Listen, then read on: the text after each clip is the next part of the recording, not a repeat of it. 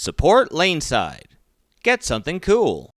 Hey everybody, and welcome to another edition of LaneSide Reviews. As always, I'm the bearded beast, Rob Johnson, and as you can see, we are looking at the new EBONITE Fireball Purple and Gold. I don't know if the video does this justice, but it is absolutely beautiful in the royal purples and gold sparkle.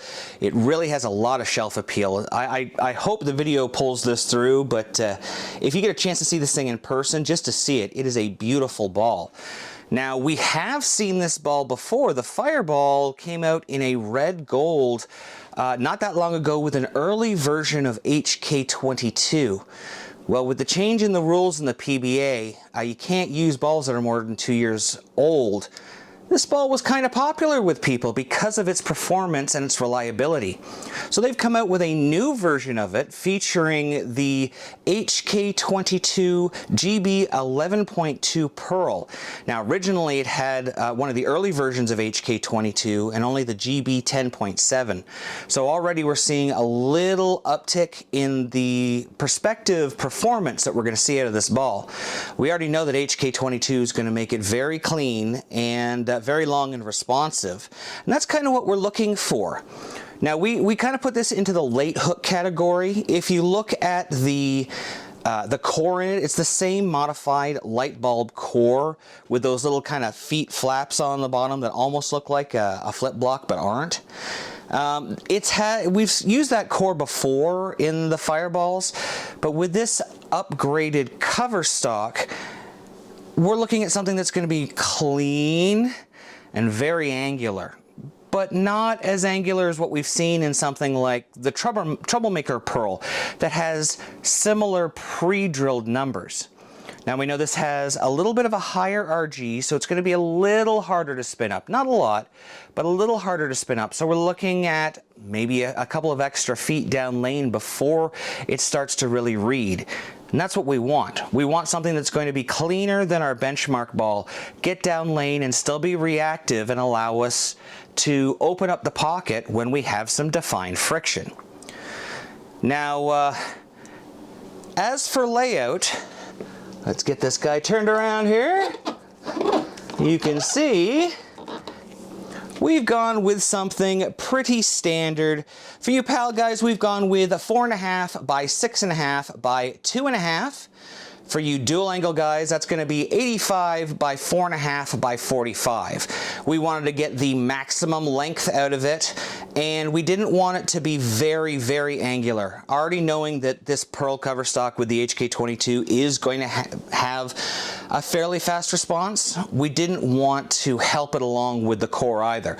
We want this ball to still be playable when we want something to be like our benchmark ball, just longer and a little bit more angular. So rather than listening to me think about what we're going to do here, why don't we take it LaneSide and see how the layout stacks up. Alright, welcome down to the lanes, guys. As always, we are joined by our resident two-hander. That's me, the bearded beast, and we're on the easy house pattern.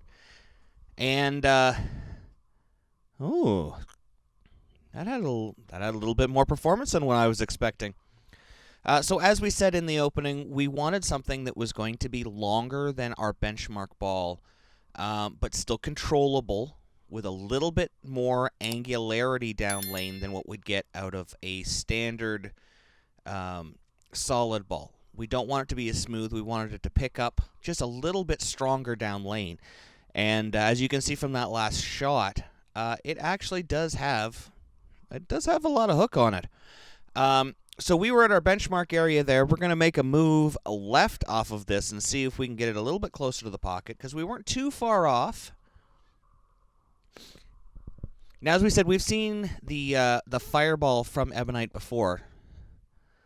Ooh, look at that. We've seen the Fireball before. We saw it in the red gold pearl, and it was pretty popular. It's one of those, I don't want to call it an entry line ball because it's not really entry line. It is older technology in the core, but they've upgraded the cover stop with that newer version of HK22 and the newer cover stock technology that they've used from EBONITE, the new GB, I think it was 11.7. So we know that they've upgraded the core, the cover stock, just enough to get a little bit more performance out of it with these new oils and new lane conditions. Ooh, just come on, come on. So you can see we're getting quite a bit of length out of it. I'm trying to roll this ball rather than get around it. I don't want it to really, really come off the spot because you can see how much it hooks. A lot more than what I was expecting. So I'm going to make another move here. I had made a 3-board move. I'm going to try making another couple of boards left here because we're close, but we're still leaving that week 10 there. You can see we had to speed it up there because our machine was acting slow for us. So I'm going to move a little bit farther left here, and I'm going to try to really roll it. Yeah, that's what I like to see there. So we are about, what do I got here? We're about four boards left of where I started, about 2 with my eyes. So this is the first time I have gotten to throw the fireball, which I was kind of excited about. When it first came out, we weren't reviewing a lot of the entry line equipment. And I say that again, entry line, but it's not really entry line. So I wasn't sure of the performance I was going to get here. But as a two-hander, I know that, especially going into the summer here when we're going to see a little bit more friction because of the heat, I really wanted something that was going to be clean.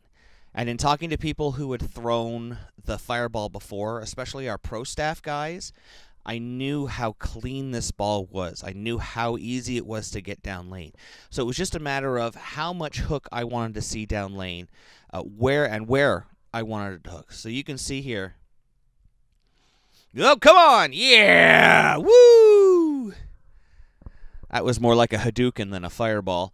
So you can see I kept moving left there.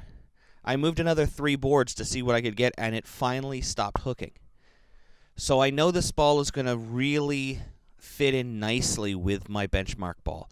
As we've said before, every company has a benchmark ball that's got similar core qualities, but different cover stocks.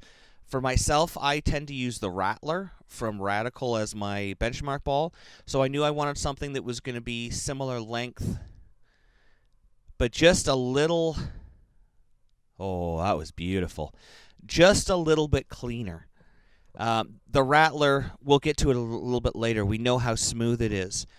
And this is a really good lesson for people, knowing when to make that change. When we're throwing our benchmark ball that tends to be smooth, and we have a high pocket percentage when we're hitting the pocket a lot, but we're not carrying, we're leaving a lot of 10 pins, we know that that's when we need to make the move to something like a later hooking ball, something that's a little cleaner, keeps a little bit more energy getting down lane, and has a little bit more angle of entry.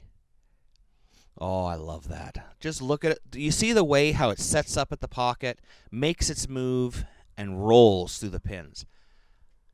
Very, very excited about the performance of this ball. I cannot wait for it to come out for everybody else, especially our two-handed bowlers, just because of the control here. Now, we said that it has a little bit higher RG, which is going to help it not spin up as quickly.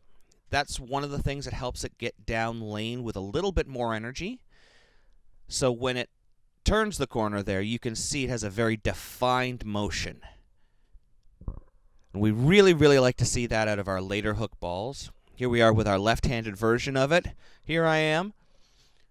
This is exactly what we want out of our late hook balls. We want something that's going to be really close to our benchmark. Now, I'm just looking here. We ran between about 3 and 5 boards, 3 and 6 boards stronger than our benchmark. Here is our Rattler, and as I said, every company has something with similar core dynamics. And you can see really the difference right there. You could see even though it picked up, it didn't really make a strong move left. It's very smooth. It uses its energy earlier so that it reads the oil without hooking too much. And I'll look at the difference here.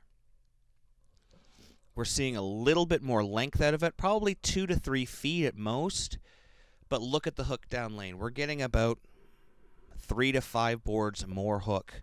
So that's increasing our angle of entry. And as we know, the more that we increase our angle of entry, the more chance we have for the ball to strike. So you can see, look at the difference in the amount of hook down lane and the angle of entry. We're going to go down to the lane level here so you can see this a little bit easier. But watch our rattler here as we throw it down lane.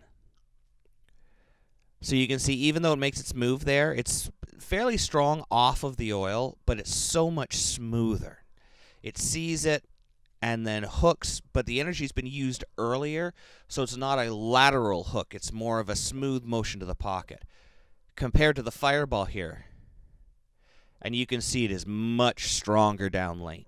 It has more lateral motion, as we said, 3 to 5 boards, but in the same area and the same style of motion. Watch it when it comes off the pattern here. This is what I really want you to take a look at. Watch when it hits the break point. So you can see much quicker response, but a very similar motion. It's not like a asymmetric where it's a short hook motion. So if you need something that's going to be a little bit longer than your benchmark ball, but still have tons of striking power, I would definitely check out this Fireball. It's not entry line. It's performance at a good cost. Thanks for watching. Don't forget to like and subscribe and turn on notifications so you never miss a show. So until next time, guys, we'll see you laneside.